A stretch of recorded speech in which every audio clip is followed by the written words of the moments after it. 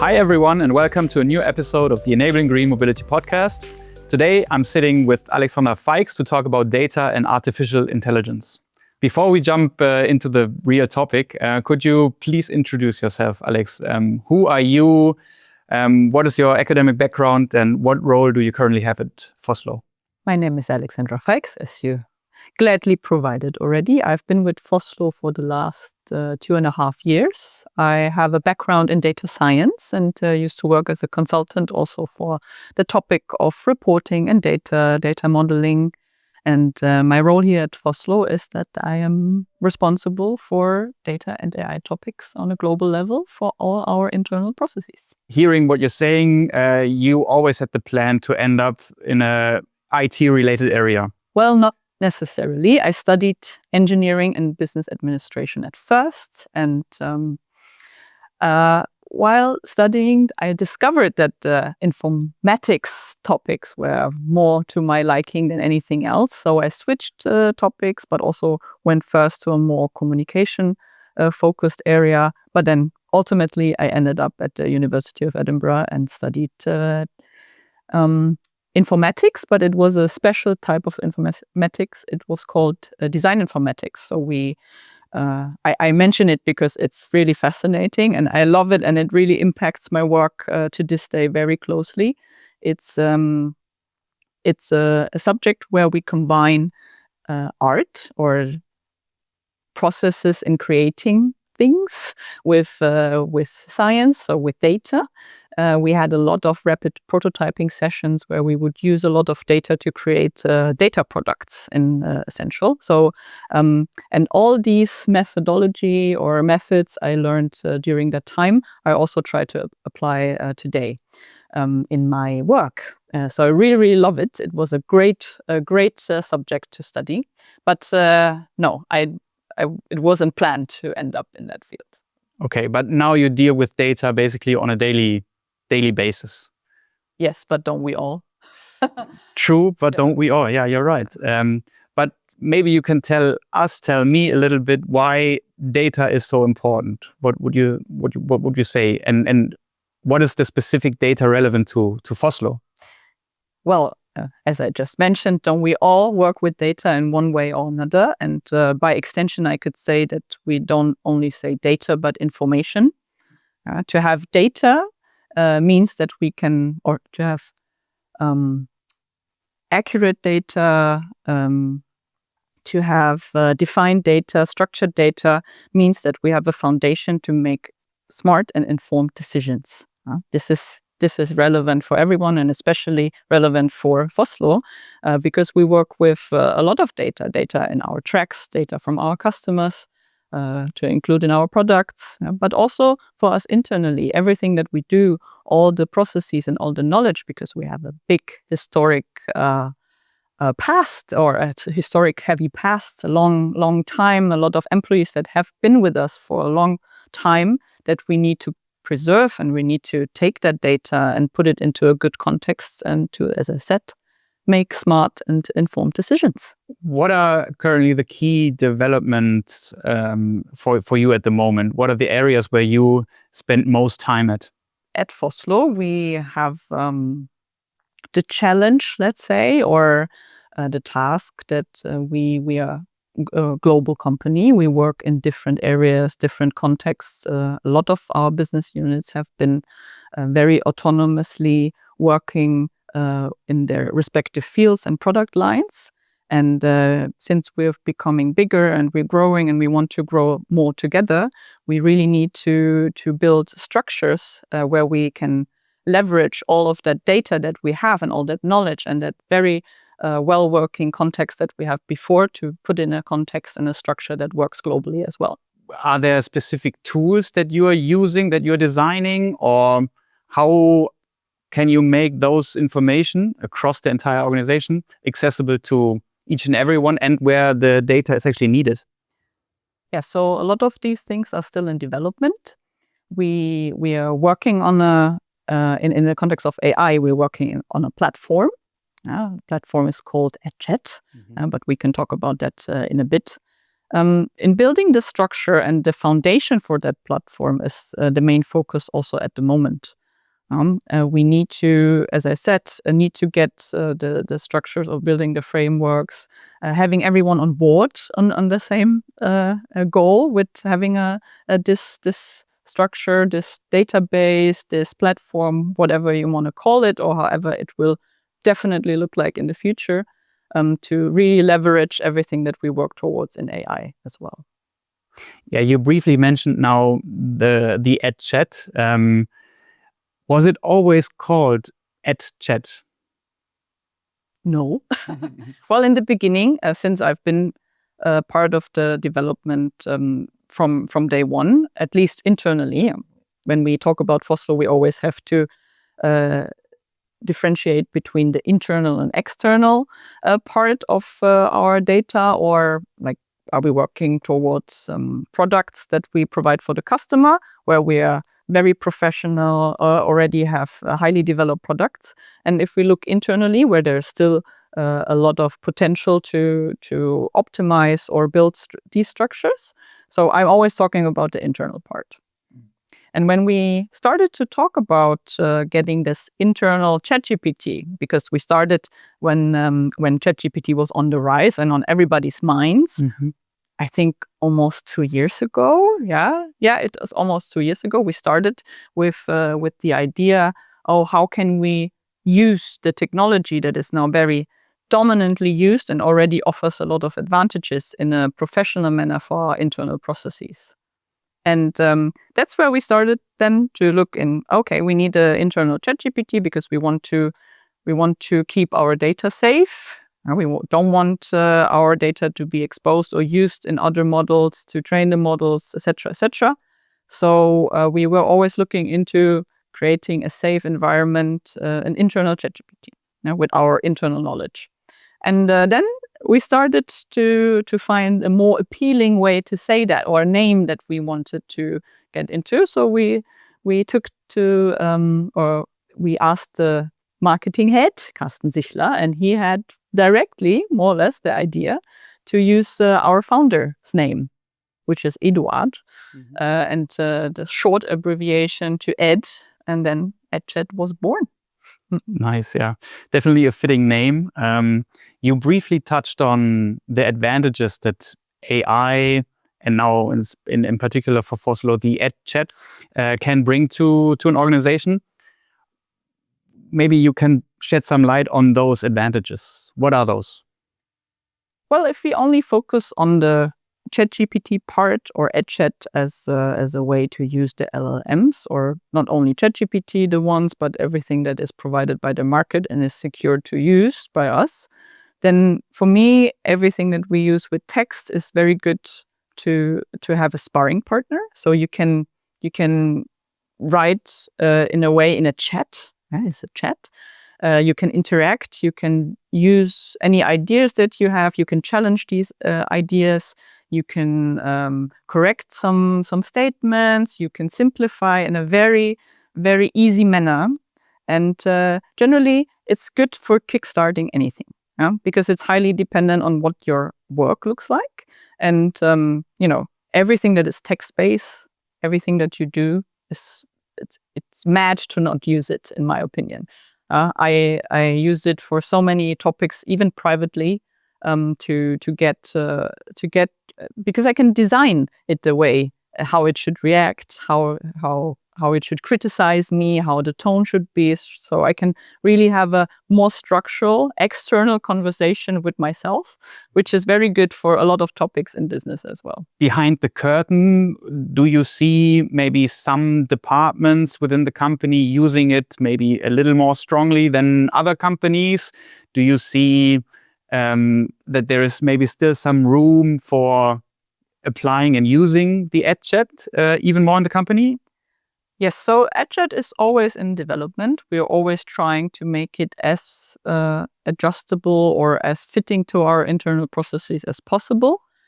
Some of these things have to happen in also taking a closer look to the process that we really want to tackle with that. But if we only look at anything that is text-based, so the legal department, marketing department, anything that works with contracts, with creating communication in that sense. Those are more prone to use the technology at the moment, of course. But what we are heavily working on is also providing the structure within EdChat, not only the focus on LLMs, but using LLM where appropriate, but also having AI capabilities, or if you want to be a bit more specific, data science capabilities, and to tackle data-related tasks. So that also our finance department can use it, interact with the table, interact with the database in a way that makes it easy to also, if you don't have a data background, which is not necessarily true for finance because they work all the time with data, so they know their stuff, let's say, but also other departments that work with data or tables, that they can use it in that way. For those in the company who maybe didn't really interact with the EdChat so far, maybe have some doubts or some difficulties in accessing the EdChat, could you give any advice to those colleagues how to best use it, how to best make use of the EdChat? Yes. So depending on what type those colleagues are. Of course, if you want to breach or approach the topic yourself, try out small. Yeah, just try to see. And usually I also say, try to look at every process that you have, or just take one at first and divide it completely into the steps that we have. Don't look at the whole process, because we are not looking into integrating or building the platform so that the whole process is 100% done by our platform and that nobody needs to look at it or do anything, but just take small steps of the process and see where AI can help you. Because everyone, we usually say you can either summarize some information that you first feed to the AI or to the platform to add. You can extract information, or you can compare different information with each other. And if you do this on a regular basis for a lot of documents, then you can even create a little output data that you want to do and make the AI process all of the documents one after the other. So these are the things that we usually always do in one way or another. And if that doesn't help, then of course we also have an AI community at Vossloh, where we have, I think, around 300 people now that can or work already or have already had a good training with Ed, and where we looked at two small processes or bigger processes, depending on, and they can also help with that, but also our core team can help with anything. Yeah, we're always approachable, can always ask, and we make everything possible that we can with Ed to help in everyday work of our employees. Okay, so if our colleagues are maybe not inspired yet, or maybe still are a bit shy to use it, they can always approach you, and or also look in our database to find more information and how to use it, yeah? Yeah, of course. And that's what we're here for, to make the life of our employee better. Nice.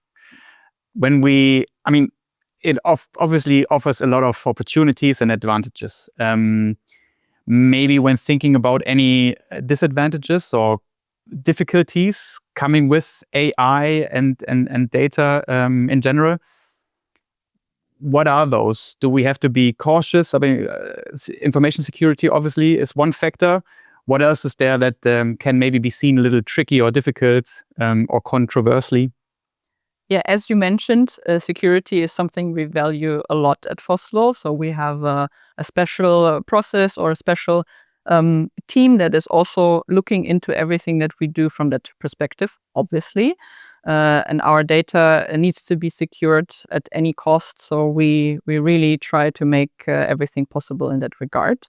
And the other part, which is very essential, and what Vossloh is also all about, is sustainability.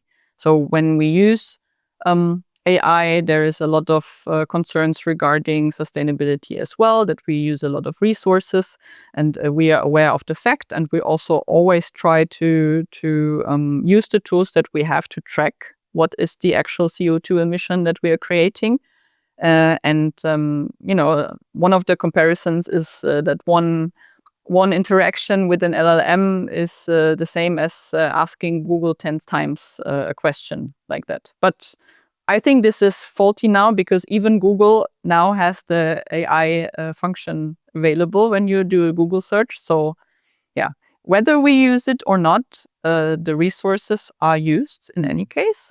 And it's always about relation and having the focus on that. So we want to use AI where necessary, or where it really helps to even balance out some of the act. We are tracking closely how much resources we're using or how much CO2 emission we're causing. And this is the only way that we go about it. Because if we're not using it, as I said, like if you do the same thing 10 times with a Google search, then you have an inefficiency in terms of people that search for something or cannot find it. So the time that you spend and adjust the request can also be compared to one where you interact with AI as well. So if we are faster, if we're using less interaction in that sense, then we can also try to manage that. And another topic that I always like to discuss is creating pictures with the LLMs or with the help of LLMs. There was in the beginning of the year the trend where everyone used ChatGPT to create an action figure of themselves, where I didn't do it because I felt like, oh, this is a really not a good way to use our resources, just to follow up a trend. So we always try to see where is the real business application and where do we really create a value in our company with being aware of how much emission or how it affects the environment. You, I guess now a couple of times mentioned the abbreviation LLM. Oh, yes. I guess that's not familiar to everyone. Can you please just explain what that is? Oh, usually when I do the training here and I don't talk to experts, I just call it the magic box. LLMs, there is a big war between the companies providing the best large language model, the model. Mm-hmm. I say in magic box because you give an input there and it gives you an output back. So when you create a request for ChatGPT, for example, there is a lot of things that go into also on the side or in the background, but basically you ask a question in a prompt and you get an output back in the form of an answer. And between that, there is a lot of steps. And in the center, there is the LLM that creates with a lot of math and logic, etc. And magic. And then output. And magic, exactly. Okay. Looking maybe back the past couple of months, was there something that you have learned about data that you maybe didn't know before? Well, data... Maybe even constantly you learn something new, I guess, in data and the fast evolving AI space, I assume. Yes, for in AI, essentially, what I learned with LLMs and what you bring there, and the context is the essential bit. Yeah. For me, it was not necessarily about data and information, but maybe more information and how we as a human give information. Yeah. As always, communication is key, but we try to introduce Ed as a new employee that you have to really tell all the steps that he needs to perform in order to do a task or to make a comparison, to make a summary. And the less context you give and the less explicit you are, the more random are the results. And that's what I try to teach. And that's why I also learned how important context is and how important it is what information you give when you define a task. Very, very important in the context of AI and very important in every training that we do internally. Mm-hmm. Good to know. Mm-hmm. And now looking maybe a little bit ahead into the future, what can you maybe already tell us? How will the EdChat and AI evolve at Vossloh? I can only speak internally, as I said. We have a lot of plans for products as well.